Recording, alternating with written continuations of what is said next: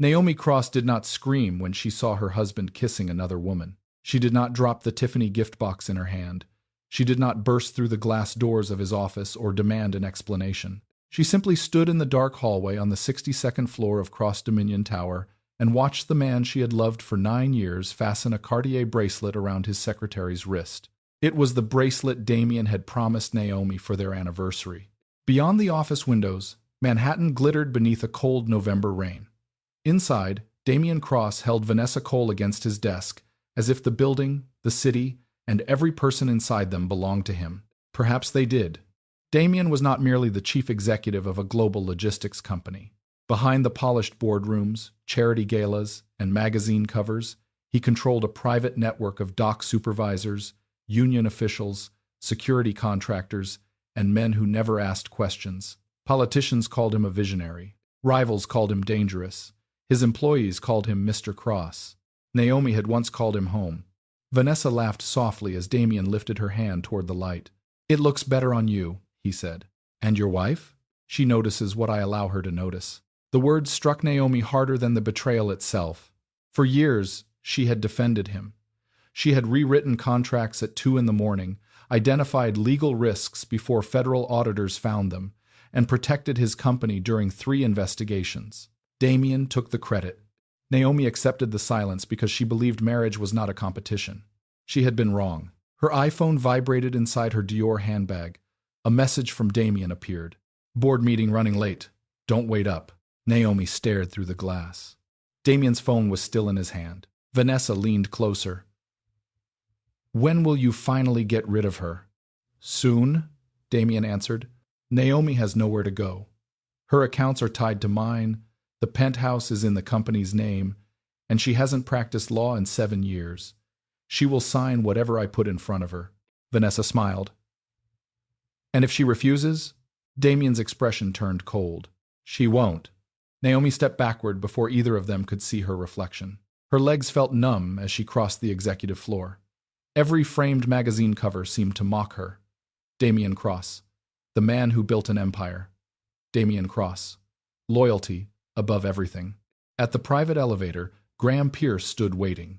The 50-year-old security director had protected Damien for nearly 2 decades. He was broad-shouldered, quiet, and known for following orders without hesitation. But when he saw Naomi's pale face and the unopened Tiffany box in her hand, something shifted in his eyes. "Mrs. Cross," he said carefully, "are you all right?" Naomi looked back toward Damien's office. Through the glass, Vanessa was now sitting in Naomi's chair.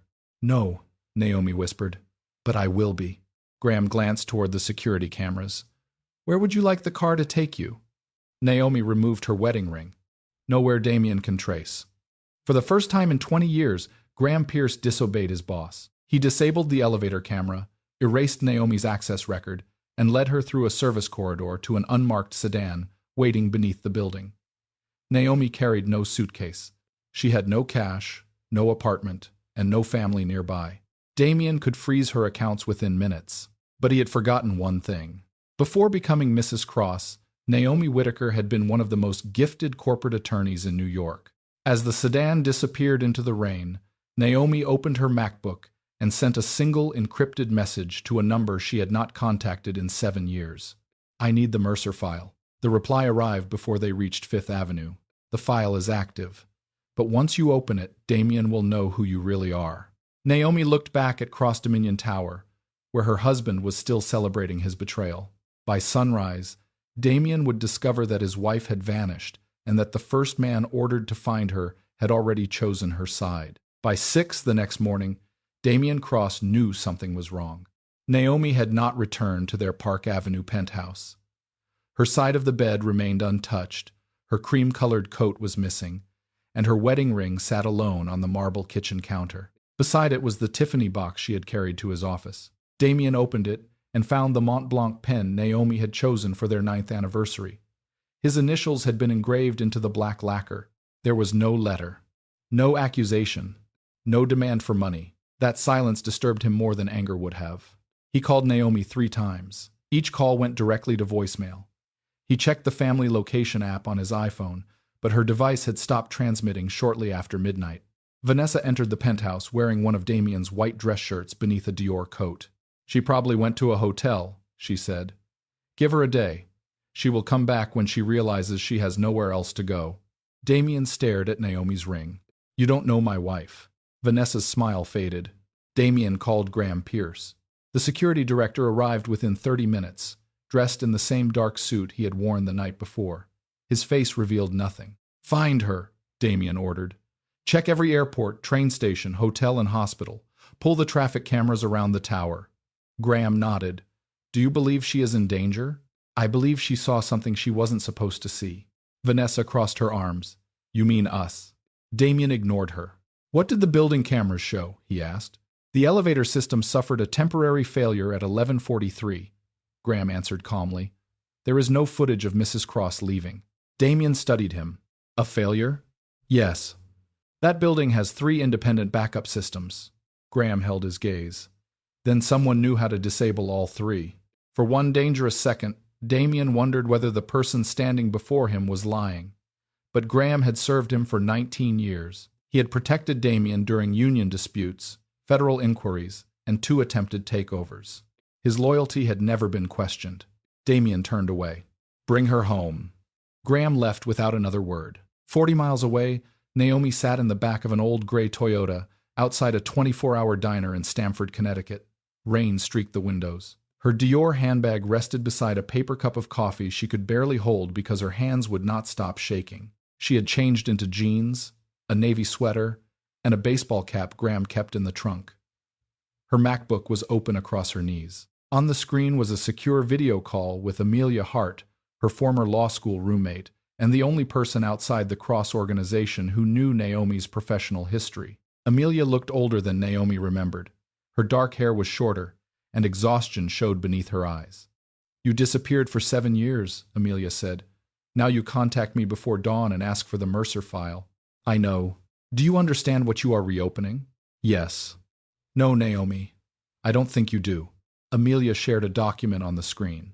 It was a confidential trust agreement created before Naomi married Damien. The Whitaker Family Protection Trust held assets inherited from Naomi's late grandfather, including commercial properties, investment accounts, and a 22% silent stake in Cross Dominion Logistics. Damien had never known.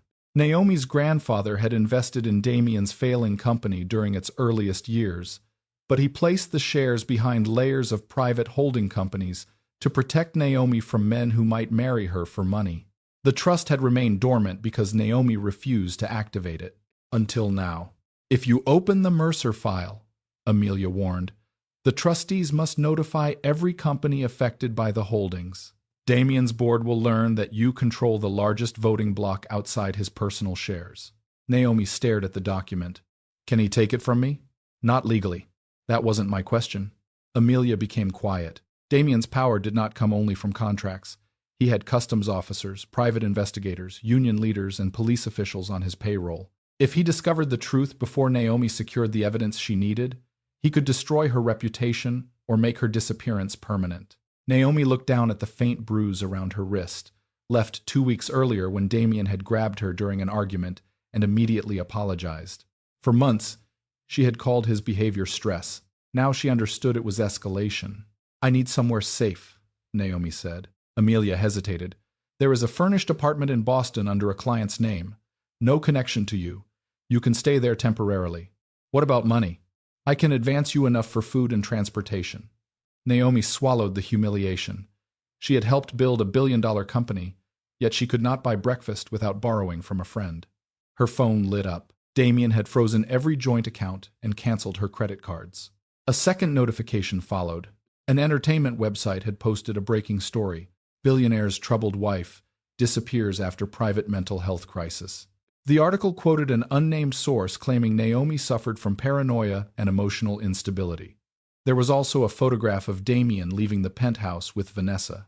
Naomi's eyes filled with tears, but she refused to let them fall. "He is rewriting the story already," she whispered. Amelia leaned toward the camera. "Then we make sure he doesn't get to write the ending." That afternoon, Naomi arrived at the Boston apartment carrying one small bag, a borrowed phone, and an Amazon box Amelia had sent ahead. Inside were Basic Clothes, a Kindle, Atomic Habits, and Meditations by Marcus Aurelius. For 3 days, Naomi did not leave the apartment.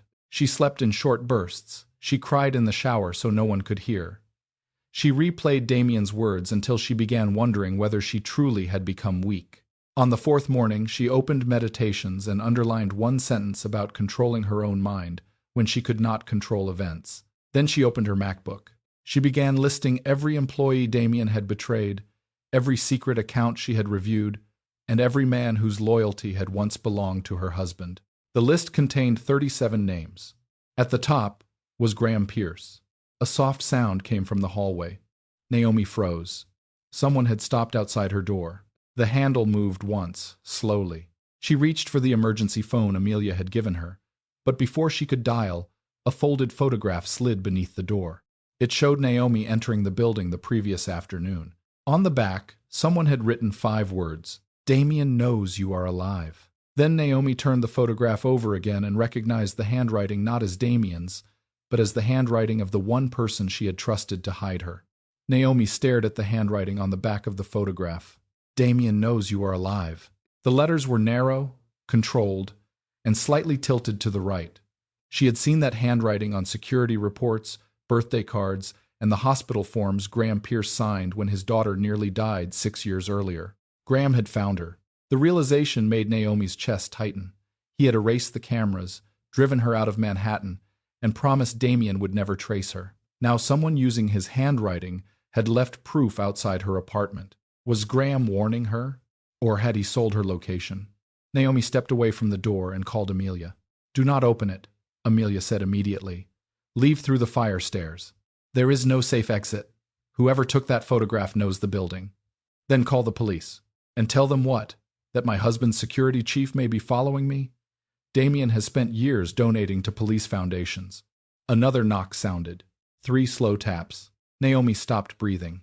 A man's voice came through the door. "Mrs. Cross, I came alone." It was Graham. Naomi opened the emergency application on her phone and pressed the silent alarm before moving closer. "Slide your weapon under the door," she said. There was a pause. Then a black handgun appeared beneath the frame. "Now your phone." His iPhone followed. Naomi opened the door with the chain still attached. Graham stood in the hallway wearing a rain-darkened coat. His face looked exhausted. There was dried blood near his collar. "What happened to you?" Naomi asked. "Damien happened." She studied him through the narrow opening. "Did you give him my location?" "No. But someone followed me." "Who?" "I don't know yet." Naomi kept the chain locked. "Why did you write that message?" "I didn't." She held up the photograph. Graham's expression changed. He examined the handwriting for only a second. "That is meant to look like mine," he said. "But I never write the letter D that way." Naomi remembered. Graham always crossed his capital D with a short horizontal line.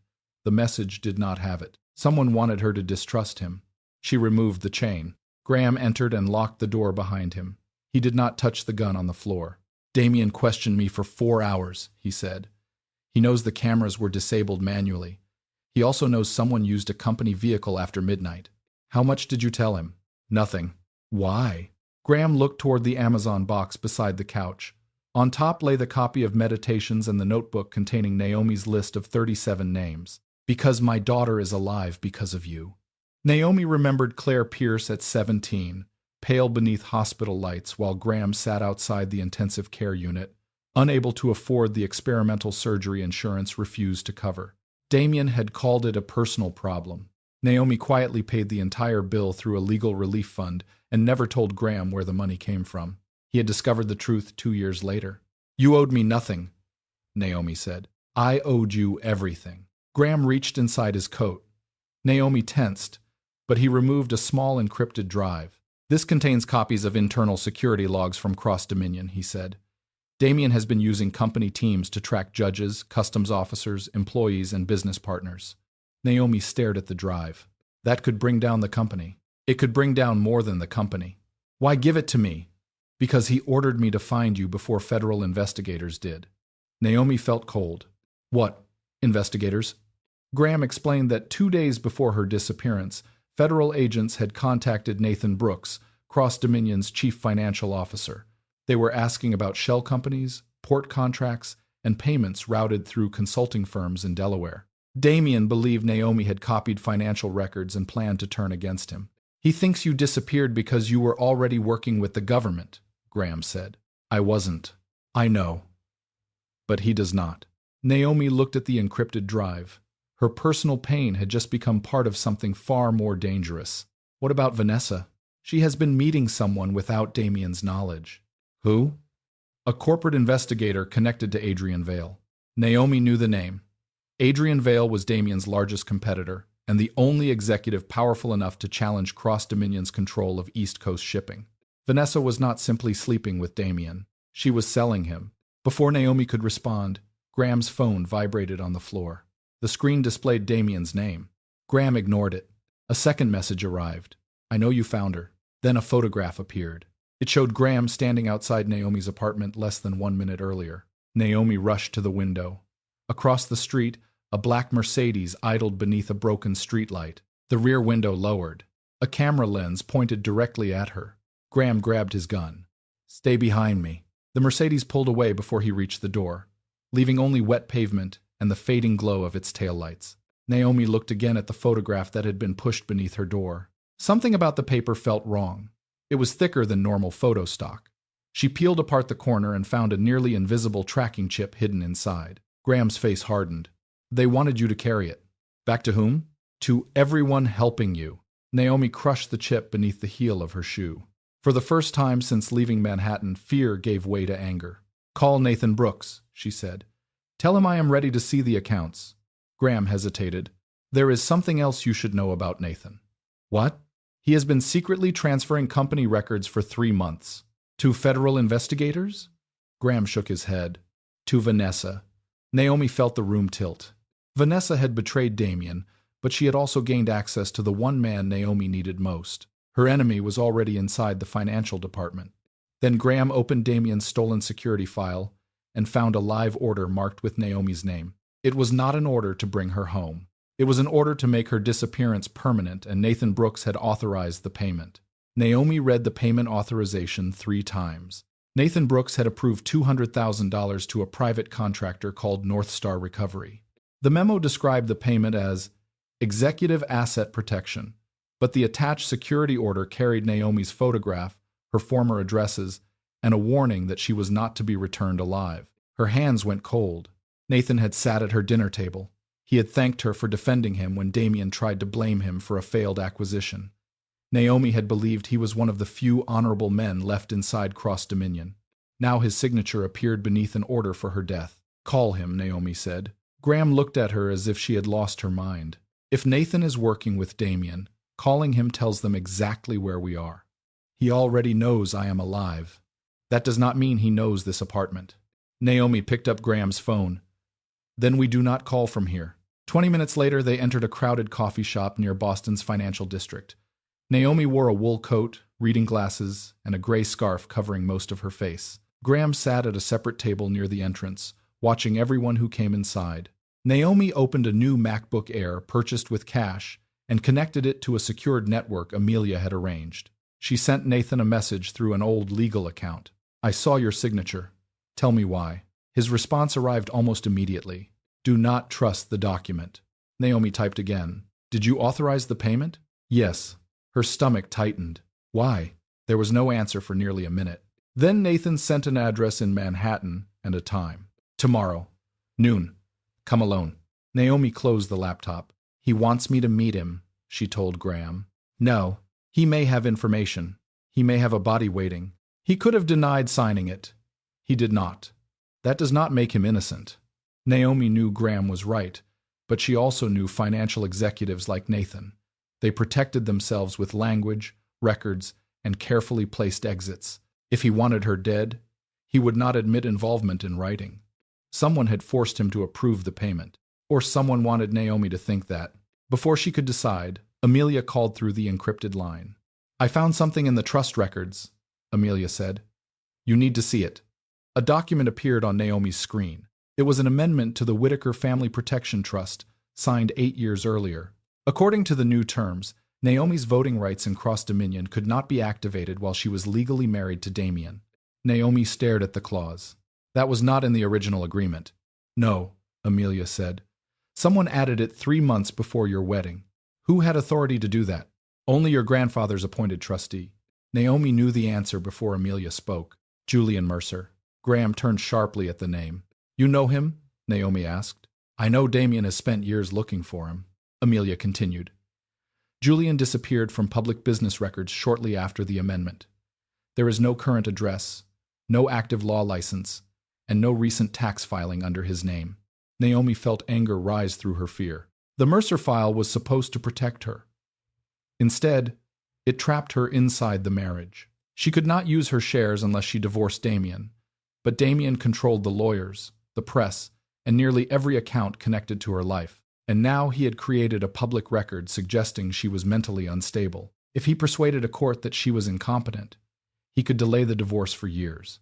He planned this, Naomi whispered. Amelia shook her head. The amendment existed before Damien had access to the trust. Then Julian planned it. Or he was protecting you from something we still do not understand.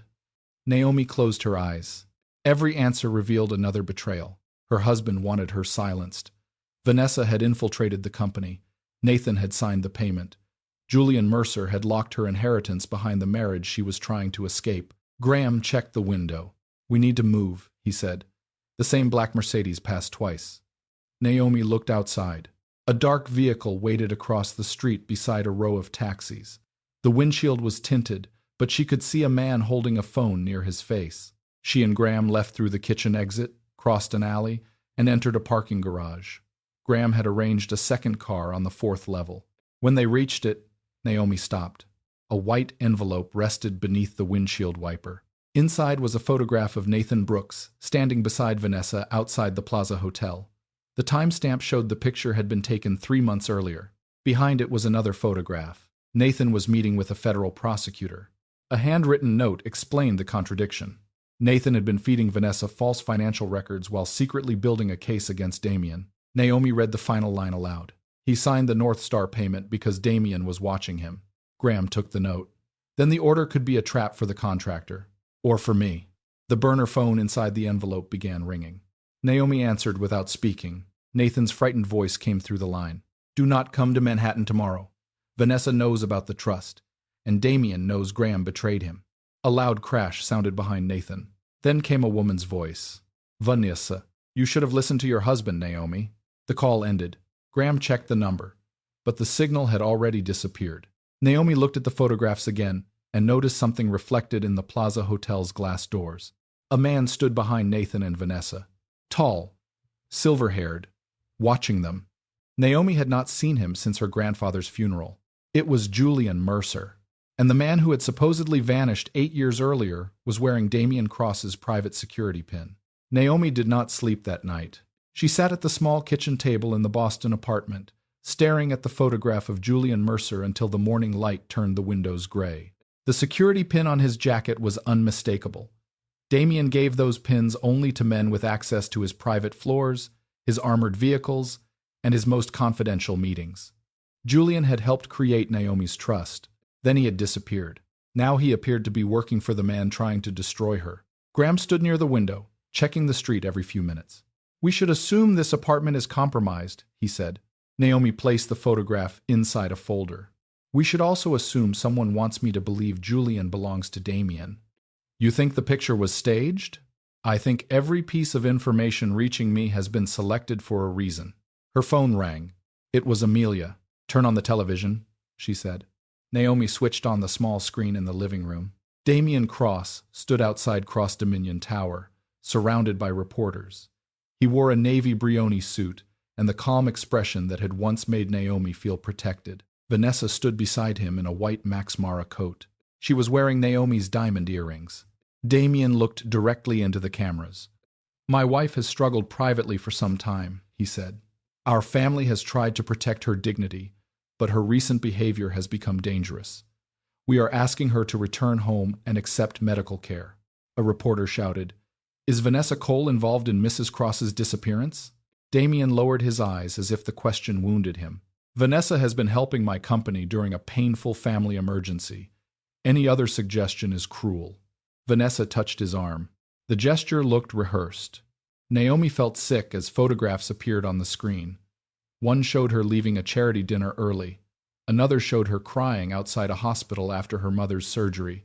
A third showed her arguing with Damien in the back of a limousine. Each image had been stripped of context. Together, they created a convincing story of an unstable wife. Then Damien announced that he had filed an emergency petition requesting temporary control over Naomi's legal and financial affairs. Amelia's voice came through the phone. If the judge approves it, he can delay the divorce and block your trust rights. How soon? There is a hearing tomorrow morning. Naomi looked at Graham. Damien wants me to appear. No, Graham said. He wants to know where you are. If I stay hidden, the judge may believe him. If you appear, Northstar may be waiting outside the courthouse.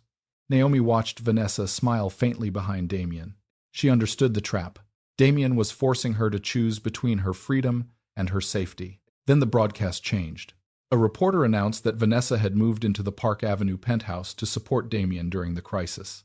Naomi's home, her bedroom, her life. Images from social media showed Vanessa drinking coffee from Naomi's wedding china and standing inside Naomi's closet while stylists carried garment bags through the hallway. One photograph showed her wearing Naomi's red Valentino gown, the same gown Naomi had worn the night Damien promised he would never humiliate her. Naomi turned off the television. For several seconds, no one spoke. Then she opened her laptop. "Find me the full court filing," she told Amelia. "It is 87 pages. Send every page." Graham watched her carefully. "What are you planning?" "I am going to answer him." "Publicly?" "Legally." Naomi spent the next 6 hours reading Damien's petition line by line. He claimed she suffered from delusions, reckless spending, and paranoid beliefs about his company. He included a statement from Dr. Howard Klein, the private physician Damien had hired for the family. Dr. Klein wrote that Naomi showed signs of severe emotional instability. Naomi had met him only twice. Both visits had been routine physical examinations. Buried near the end of the filing was a request giving Damien authority to speak for Naomi in all trust-related matters. That was his true goal. He did not want his wife back. He wanted her shares. Naomi leaned back. "He knows about the trust," she said. Amelia went silent. Graham's jaw tightened. Who told him? Only 4 people should have known. Naomi, Amelia, Julian Mercer, and the late trustee who had managed the original documents. Unless Vanessa had found the information through Nathan. Naomi examined the filing again. One document was dated 3 weeks before she disappeared. Damien had begun preparing to declare her incompetent before she caught him with Vanessa. The affair had not caused his attack. The attack had already begun. "Send this to every board member," Naomi said. Amelia hesitated. "That exposes your ownership." "Not yet. Send only the dates. Let them see he planned the guardianship before my disappearance." Graham nodded slowly. "You are making the board question him. I am making them afraid of what else he has hidden." Before Amelia could send the documents, Naomi received a secure email from an unknown address. The message contained a live video link. She opened it. Nathan Brooks appeared on the screen. He was tied to a chair in a dark room, blood running from his lip. Vanessa walked into view. She wore Naomi's red Valentino gown. "Tomorrow morning," Vanessa said, "you will appear in court and sign control of the trust to Damien." Naomi's hands clenched. "And if I refuse?" Vanessa moved behind Nathan and placed a gun against his head. Then Julian Mercer stepped out of the shadows. He took the weapon from Vanessa. For one desperate second, Naomi believed he might save Nathan.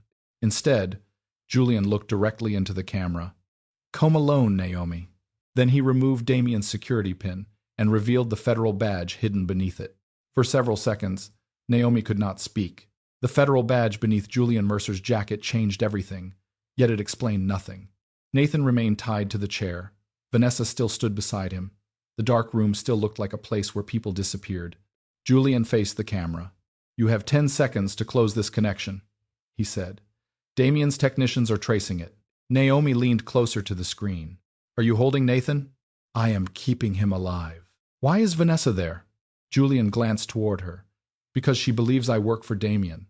Vanessa smiled confidently, unaware that Naomi could hear every word through Julian's hidden microphone. "She has been selling company records to Adrian Vale," Julian continued. "But the records Nathan gave her were altered. We have been using her to lead us toward Damien's offshore accounts." Nathan raised his head weakly. "Do not come here, Naomi," he said. "That is what Damien wants." Vanessa struck him across the face. Naomi flinched. Julian did not react. "To protect this operation, I had to let Damien believe I was loyal to him," Julian said. "That includes letting Vanessa believe she controls me." "Then get Nathan out." "I cannot move until she transfers the final account key." Naomi felt anger burn through her fear. "You are using him as bait." "I am using the only opportunity we may ever have to prove Damien's network is connected to organized crime. He could die. So could you." The screen suddenly flickered. Julian stepped closer. "Do not attend the hearing in person. Amelia has instructions." Then the connection went dark. Naomi stared at her reflection in the black screen. All night, she had believed Julian was another enemy. Now he claimed to be a federal investigator. But he had amended her trust, vanished for years, and allowed Damien to tighten control over her life. She no longer knew what truth looked like. Graham placed a hand on the table. "We need to leave." "Not yet. The connection may have exposed this location." "Then let them come." Graham studied her face. Naomi realized how reckless she sounded. 4 days earlier, she had lived in a Park Avenue penthouse with drivers, staff, and an endless closet of designer clothes. Now she was hiding in a borrowed apartment, wearing a sweater from a discount store, while strangers argued over whether she should be saved or sacrificed. The weight of it finally broke through her control. Naomi walked into the bathroom and locked the door. She turned on the shower so Graham would not hear her cry. She pressed both hands against the sink and looked at the woman in the mirror. Her eyes were swollen. Her face was pale. A bruise still circled her wrist. Damien had not simply betrayed her with Vanessa. He had prepared to erase her identity. He had told doctors she was unstable, attorneys that she was incapable, reporters that she was dangerous, and the board that she could not be trusted. After years of protecting his reputation, Naomi no longer had one of her own. Her knees weakened. She sat on the cold tile floor and covered her mouth as sobs shook her body. She cried for the woman who had given up her legal career to support her husband. She cried for every dinner she had eaten alone while Damien claimed he was working. She cried because some part of her still remembered the young man who had once brought her coffee during law school and promised they would build a life together. That man had never existed. There had only been Damien, waiting until she had nowhere else to go. When Naomi finally left the bathroom, Graham was standing near the window. He pretended not to notice her red eyes. Amelia called moments later. "The judge denied our request to appear remotely," she said. "Damien's attorneys argued that your absence proves instability. What happens if I do not appear? The court may grant him temporary authority. And if I appear, he may have people waiting outside." Naomi looked at the trust documents spread across the table. There was no safe choice. "I will appear," she said. Graham immediately objected. "No courthouse is secure enough if Damien controls part of the police detail. I cannot let him take my legal voice. We can fight the ruling later.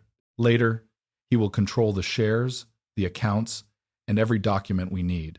Amelia lowered her voice. "There may be another option. Julian left instructions for a sealed declaration from your grandfather." Naomi froze.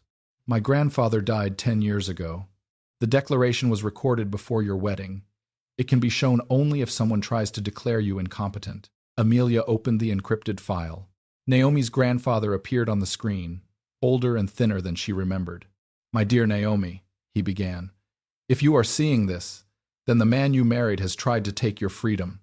Naomi covered her mouth. Her grandfather explained that he had suspected Damien's criminal connections before the wedding. Julian had placed the marriage restriction in the trust not to trap Naomi, but to prevent Damien from gaining indirect control of her shares. There was one hidden exception. If Damien attempted fraud, abuse, or forced guardianship, Naomi's voting rights would activate immediately. She did not need his signature. She needed proof. Amelia smiled for the first time. "His court petition is the proof." Naomi wiped her tears. Damien had spent weeks building a legal weapon against her. Instead, he had activated the one clause capable of destroying him. Then Graham's phone rang. A security alert appeared from Cross Dominion Tower. Damien had called an emergency board meeting for 9 that morning. He planned to announce that Naomi was mentally unfit and seize control before the hearing even began. Naomi stood and reached for her coat. "I am not going to court first." Graham understood. "You are going to the board." Naomi looked down at her bruised wrist one final time. Then she covered it with her grandfather's watch. At 9 o'clock, Damien Cross would tell the board his wife had lost her mind, but Naomi was about to walk into the room owning enough of his company to remove him. At 8:57 that morning, Damien Cross stood at the head of the boardroom table and prepared to bury his wife's name. 32 floors above Manhattan, 12 board members sat beneath crystal lights while winter rain struck the glass walls. Damien wore a charcoal Tom Ford suit and a silver watch worth more than most employees earned in a year. Vanessa sat beside him in Naomi's place. She wore a cream Chanel dress, Naomi's diamond earrings, and the expression of a woman who believed she had already won. Damien placed a thick medical file on the table. "My wife is suffering from a serious emotional breakdown," he began. "Her disappearance has created financial risk, public embarrassment, and concern among our partners." Several directors exchanged uneasy looks. Damien continued, "I have petitioned the court for temporary authority over her affairs. Once approved, I will secure all family holdings connected to Cross Dominion." He did not mention Naomi's trust by name. He did not need to. The directors understood that Damien wanted control of something valuable. One board member, Eleanor Price, leaned forward. Why was this meeting called before the court hearing? Damien's jaw tightened. Because leadership cannot wait for personal matters to resolve themselves. "And where is Nathan Brooks?" another director asked. "Our chief financial officer is on medical leave." That was a lie. Nathan was still trapped inside Julian Mercer's operation, surrounded by people who could expose Damien or kill him before the truth reached the board. Vanessa touched Damien's arm. "We should vote," she said softly. Damien looked around the table. "I am requesting emergency authority to act on behalf of my wife's interests." The doors opened. Every head turned. Naomi walked into the room wearing a simple black pantsuit borrowed from Amelia. She had no stylist, no jewelry except her grandfather's watch, and no security team visible behind her. Yet the room became completely silent. Damien's face lost its color. Vanessa slowly removed her hand from his arm. Naomi walked to the empty chair at the opposite end of the table. "You cannot act on behalf of my interests," she said, "because I am here to represent them myself." Damien recovered quickly. "You should be at the courthouse." "So should you. This meeting concerns company leadership." "Then I arrived at the right place." Vanessa stood. "You need help, Naomi." Naomi looked at the earrings Vanessa was wearing. "You entered my home, wore my clothes, and helped my husband declare me mentally unstable. Do not pretend concern now." A few directors lowered their eyes. Damien closed the medical file. "This performance proves exactly what I have been saying." Naomi placed a sealed folder on the table. "No, Damien. Your petition proves what my grandfather feared." Amelia entered behind her, followed by 2 attorneys and Graham Pierce. Damien stared at his security director. "You were ordered to find her." "I did," Graham answered. "And you brought her here?" "No. I followed her here." The distinction was small, but everyone understood it. Graham no longer served Damien. Naomi opened the folder and distributed copies of the Whitaker Family Protection Trust. Eleanor Price read the first page, then looked sharply at Naomi. "You own 22% of Cross Dominion? Through protected holding companies." Damien laughed, but the sound lacked confidence. "She cannot activate those shares while we are married." "You are right," Naomi said, "under normal circumstances." Amelia handed him the hidden clause. Damien read it. His expression changed. The clause stated that any attempt to gain control through fraud, abuse, medical manipulation, or forced guardianship would immediately transfer all voting rights to Naomi. His own court petition had activated her power. Vanessa leaned toward him. "You said she could not touch the company." Damien ignored her. Naomi faced the board. "My husband prepared false medical claims before I disappeared. He hired a doctor to question my stability, froze my accounts, and filed for control over assets he knew belonged to me." Dr. Howard Klein's sworn statement appeared on the screen behind her. Then Amelia displayed Naomi's medical records. There was no diagnosis, no treatment plan, no history of mental illness, only 2 routine examinations. Eleanor Price looked at Damien. "Did you pay Dr. Klein?" Damien's silence answered the question. Naomi continued, "I am requesting an immediate vote to suspend Damien Cross pending an independent investigation." The room erupted. Damien slammed his hand against the table. "This company exists because of me." Naomi held his gaze. "This company survived because I spent 7 years cleaning up what you broke." Vanessa backed away from him. Damien looked toward the door and gave a small signal. 2 private security officers entered. "Remove her," he ordered. Neither man moved. Damien repeated the command. One officer removed his cross-dominion pin and placed it on the table. Then the second man did the same. Graham stepped beside Naomi. "Your security teams reviewed the evidence last night," he said. "Most of them have families. None of them are willing to go to prison for you." Damien looked around the room as if the walls were closing in. The vote began. One by one, directors raised their hands. 9 voted to suspend him. 2 abstained. Only Vanessa voted against the motion, though she was not even a board member. Damien's authority ended before 9:20. Naomi should have felt victorious. Instead, she saw fear in Graham's eyes as he checked his phone. Nathan had sent a message through the emergency channel. "Transfer complete. Vanessa has the account key." Naomi looked across the table. Vanessa was no longer standing beside Damien. She was quietly moving toward the door with her Hermes bag pressed against her body. Graham blocked her path. "Open the bag." Vanessa smiled. "You are too late." She pulled out a second phone and showed Naomi a live transfer worth $400 million. The money was moving from Damien's offshore network into an account controlled by Adrian Vale. Damien stared at the screen. "You betrayed me." Vanessa laughed bitterly. "You planned to replace me the moment Naomi was gone." Before Graham could take the phone, the boardroom lights went out. A gunshot shattered the glass wall. When the emergency lights came on, Vanessa had vanished. On the table beside Damien lay a blood-stained federal badge belonging to Julian Mercer. Then Naomi received a video showing Julian on his knees and Nathan standing behind him with the gun. The video lasted only 12 seconds. Julian Mercer was on his knees inside an abandoned warehouse. Blood ran from a cut above his eyebrow. Nathan Brooks stood behind him, holding a gun against the back of his head. "Bring Damien to Pier 47, Nathan said.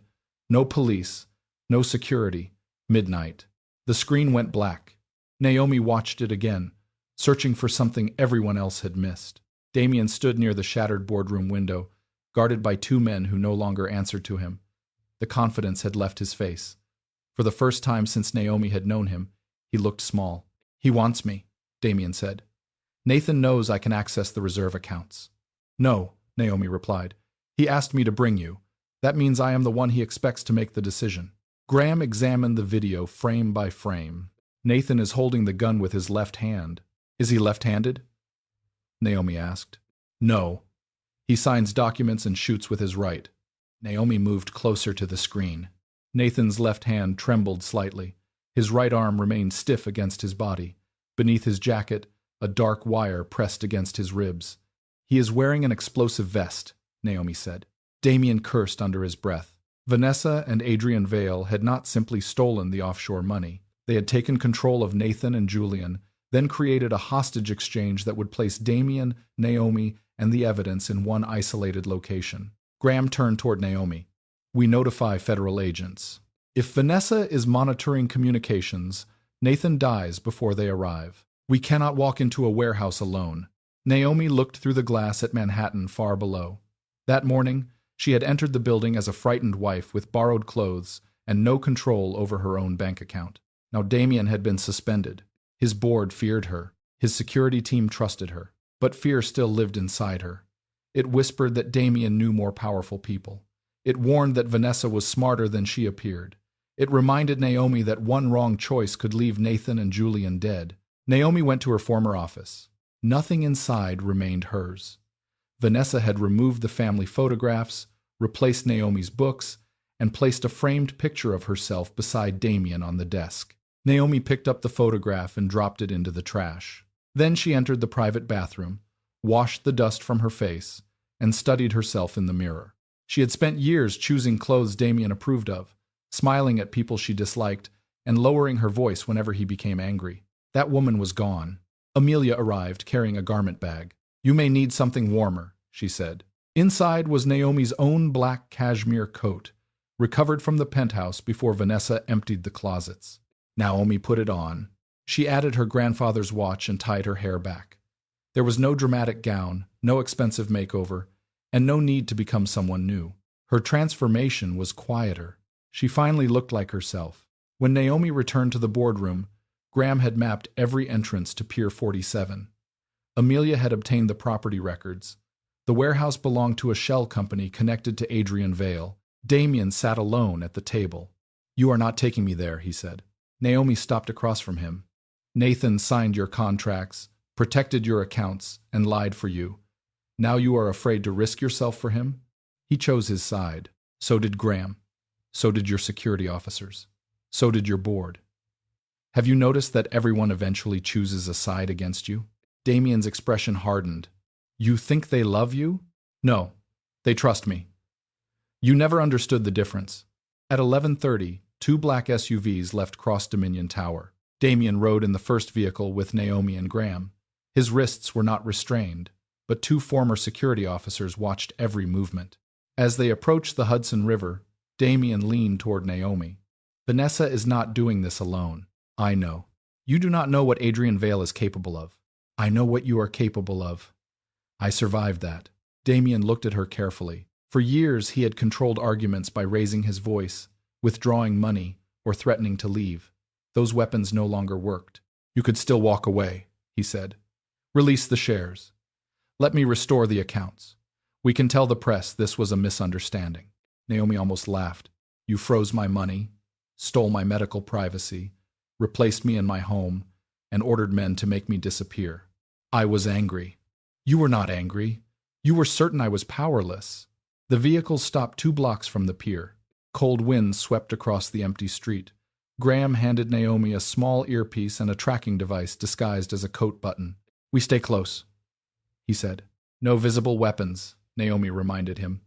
Nathan may be forced to shoot if he sees them. Damien stepped from the SUV reluctantly. They walked toward the warehouse together. Inside, a single light hung above Julian. He remained on his knees, but Nathan was gone. Vanessa emerged from behind a shipping container wearing dark pants and Naomi's diamond earrings. Adrian Vale stood beside her. Damien's face twisted with rage.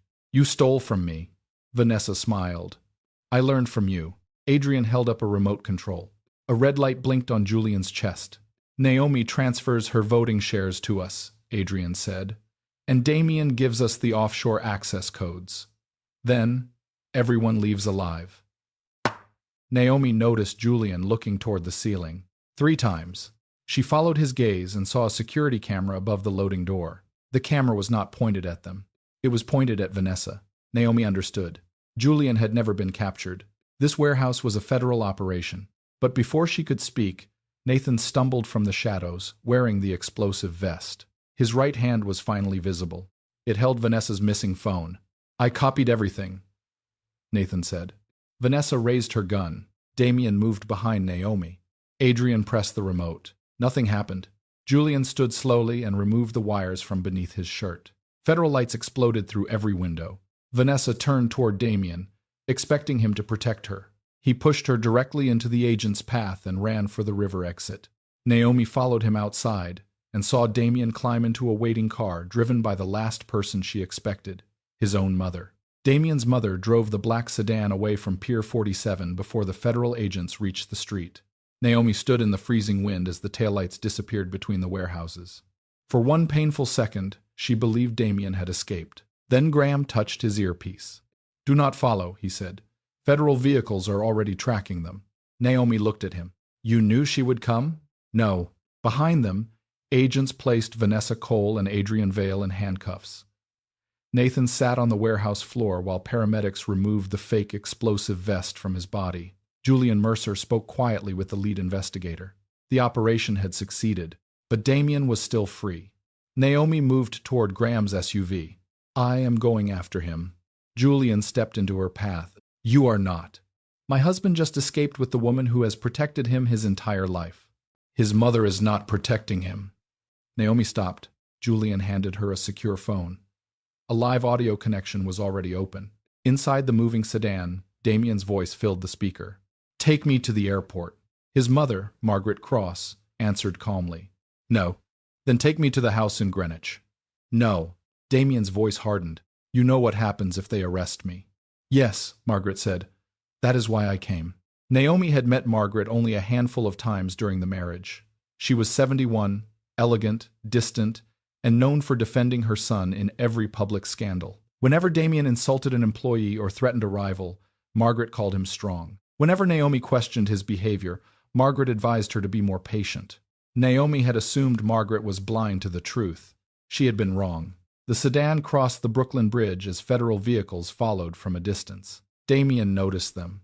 "You brought the police. I brought justice. You are my mother. And you are your father's son." Silence followed.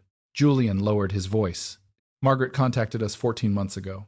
She provided records connecting Damien's shipping companies to money laundering, bribery, and illegal weapons transfers." Naomi started him. Why did she wait so long? She was afraid. The answer surprised Naomi. Margaret Cross had always seemed untouchable. She owned homes in 3 states, wore Oscar de la Renta to charity dinners, and spoke to governors as if they were family friends. But wealth had not protected her from Damien. It had only hidden her fear. The call continued. "I cleaned up your mistakes for 30 years, Margaret said. "I paid people to remain silent. I told myself I was protecting the family." "You were protecting yourself?" "Yes," she admitted. "And every time I protected myself, I made you more dangerous." Damien struck the dashboard. "You gave them my records?" "I gave them everything." Naomi heard the change in his breathing. For the first time, Damien sounded truly afraid. Margaret continued. "I gave them the offshore ledgers, the port payments, the names of the officials you bribed, and the recording of you ordering North Star to kill Naomi." Damien went silent. Naomi gripped the phone. There was a recording. The final piece of evidence had existed inside his own family. "I never said kill her," Damien replied. "You said she should disappear permanently." That could mean anything. It meant exactly what you intended. The sedan slowed as it entered Lower Manhattan. Federal vehicles closed around it. Damien's voice became desperate. "Mother, listen to me. We can still fix this. Tell them you were confused. Say Naomi manipulated you." Margaret laughed sadly. "That is what you always do. You hurt someone, then convince the world they caused it." Naomi felt those words in her chest. For years, Damien had blamed her for his anger, his absence, his affairs, and his cruelty. He made every wound look like her failure. Now his mother had named the pattern aloud. The sedan stopped in front of the federal courthouse. Agents surrounded it. Damien opened the door and tried to run, but Graham's former security officers blocked the sidewalk. Reporters gathered behind police barriers, shouting questions as cameras flashed. Damien looked for someone who still obeyed him. No one moved. Margaret stepped out slowly. She wore a dark blue coat and held a leather file case against her chest. When Naomi approached, Margaret's eyes filled with tears. "I should have helped you sooner," she said. Naomi did not embrace her. Some wounds needed time before forgiveness. But she answered honestly. "You helped when it mattered most." Agents placed Damien in handcuffs. Vanessa arrived moments later in another vehicle. When she saw him, she called his name, expecting comfort or loyalty. Damien turned away. She had destroyed her future for a man who would not even look at her when she became inconvenient. Adrian Vale was led inside next. Nathan followed with federal protection, carrying copied account records that proved the entire conspiracy. The press shouted Naomi's name. She stood beneath the courthouse steps in the same black coat she had worn to reclaim the boardroom. No designer gown, no diamonds, no husband beside her. Yet she had never looked more powerful. Julian approached carefully. "The board is waiting for your decision," he said. "They want you to become interim chairwoman." Naomi looked toward Cross Dominion Tower rising above the city. She had helped build that company, but she did not want to become another Damien. "I will accept for 90 days, she said. "Long enough to protect the employees, cooperate with investigators, and separate the legal businesses from the criminal network. And after that, I choose my own life." 3 months later, Cross Dominion survived under independent leadership. Hundreds of innocent employees kept their jobs. Victims received compensation from Damien's seized assets. Vanessa accepted a plea agreement and testified against Adrian. Damien refused every deal offered to him. He believed his name would still save him. It did not. A federal jury found him guilty on every major charge. As officers led him away, Damien looked back at Naomi. She did not smile. She simply removed the wedding ring she had carried in her coat pocket and placed it on the evidence table. Then Margaret handed Naomi one final sealed envelope from Damien's late father. Inside was proof that Damien had hidden one last secret. Years before meeting Naomi, he had stolen the first $1 million that built his empire from the Whitaker family trust. The sealed envelope changed the entire case.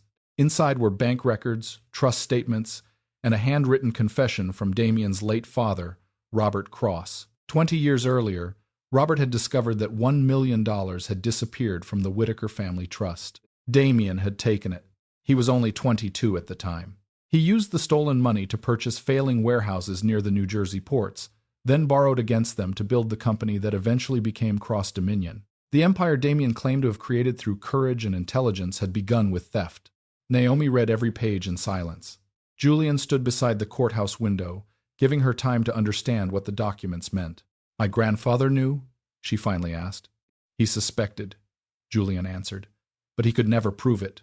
Robert hid the evidence because he feared Damien would destroy the family if the truth became public. And now Robert is dead." "Yes. So Damien believed the secret died with him." Julian nodded. Naomi looked through the glass at reporters waiting below. For years, newspapers had described Damien as a self-made billionaire. Business schools studied his rise. Young executives repeated his speeches about loyalty, sacrifice, and discipline. None of them knew the truth. The next morning, Naomi appeared before the Cross Dominion shareholders at the Grand Meridian Hotel in Manhattan. The ballroom was filled with investors, employees, journalists, and former business partners. Television cameras lined the walls. Damien had once used that same stage to celebrate record profits, while Naomi watched quietly from the front row. This time, Naomi stood alone at the center. She wore a navy Ralph Lauren suit, pearl earrings that belonged to her mother, and her grandfather's watch. She began without music or dramatic introductions. "My name is Naomi Whitaker," she said. "For 9 years, the public knew me only as Damien Cross's wife. Today, I am speaking as an attorney, a shareholder, and a woman whose identity was almost erased." The room became still. Naomi explained how Damien had frozen her accounts, manipulated medical records, spread false stories, and attempted to gain control of her trust.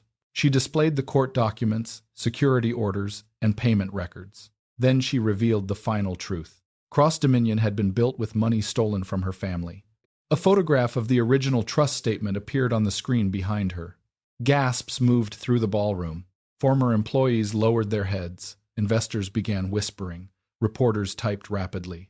Naomi did not raise her voice. "The purpose of today is not to destroy a company," she said. "It is to separate honest work from criminal control." She announced a restructuring plan. All illegal divisions would be closed. The company would cooperate with federal investigators. Employees who had reported misconduct would receive legal protection. A compensation fund would be created for workers, families, and small businesses harmed by Damien's operations. Then Naomi announced that she would return the stolen $1 million, adjusted for decades of growth, to the Whitaker Trust. The repayment would come from Damien's seized personal assets. His Manhattan penthouse would be sold. His Greenwich estate would be auctioned. His private jet, cars, watches, art, and investment accounts would be liquidated. The man who had used wealth to control everyone around him would lose every symbol of power he valued. The ballroom erupted in applause. Naomi waited until the sound faded. "There is one more change," she said. The Cross Dominion name would be removed. The legal company would become Whitaker Harbor Group, managed by an independent board with strict oversight. Damien's name would no longer hang above the people he had frightened. In federal court that afternoon, Damien watched the announcement from a small television beside his attorneys. He became furious when the new company logo appeared. "That company is mine," he shouted. His attorney quietly closed the door. "No," the attorney said. "It never was." Damien demanded an appeal. He threatened board members, blamed Vanessa, and accused Naomi of stealing his life. But the evidence was complete. Margaret testified. Nathan testified. Graham testified. Vanessa testified in exchange for a reduced sentence. Julian provided recordings from the undercover investigation. Dr. Klein admitted Damien had paid him to create false medical concerns. Every person Damien had controlled eventually spoke against him. The judge sentenced Damien to 32 years in federal prison and ordered the forfeiture of nearly all his personal wealth. Vanessa received 6 years for conspiracy, theft, and obstruction. Adrian Vale received 24 years.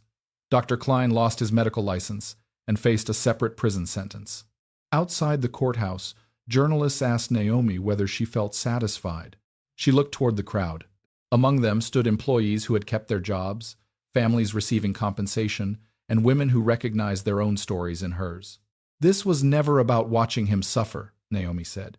It was about making sure he could never hurt another person the way he hurt me. Later that evening, Naomi returned to the Park Avenue penthouse one last time. The rooms were empty. Auction labels covered the furniture. Vanessa's belongings were gone. Damien's portraits had been removed from the walls. Naomi walked into the bedroom and opened the drawer where she had once hidden her law degree because Damien said it made the room look too much like an office.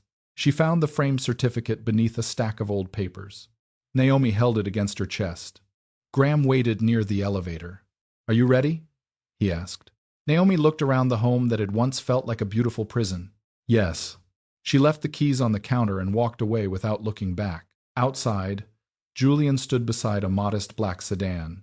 He did not offer her diamonds, promises, or a new empire. He simply opened the door and said, "Your mother is waiting for dinner." For the first time in years, Naomi was going somewhere no one had chosen for her. But when she arrived at her mother's home, an unexpected guest was waiting with a letter that would change Naomi's future one final time.